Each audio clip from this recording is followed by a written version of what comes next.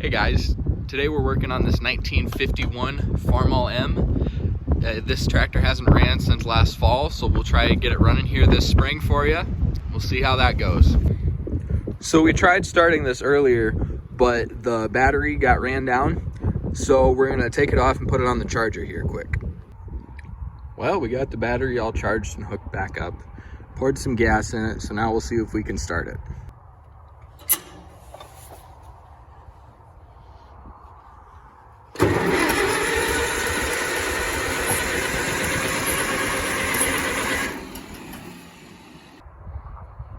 So upon further inspection, it doesn't have any spark.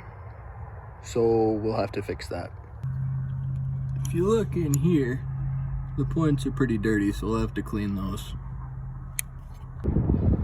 Here's the points. You can take them and file them down, shine them up, and put them back in.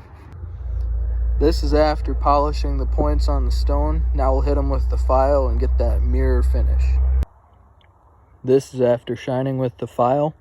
Now we'll clean them up with some isopropyl alcohol and get them back in the tractor.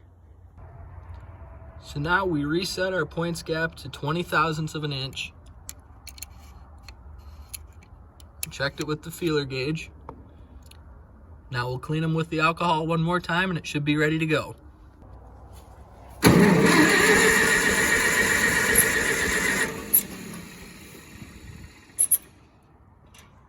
Do it again.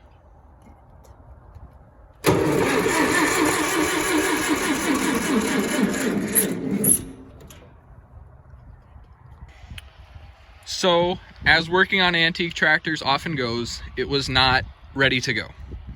So we replaced this aftermarket switch that had been installed before we got the tractor and replaced it with a factory switch that we had.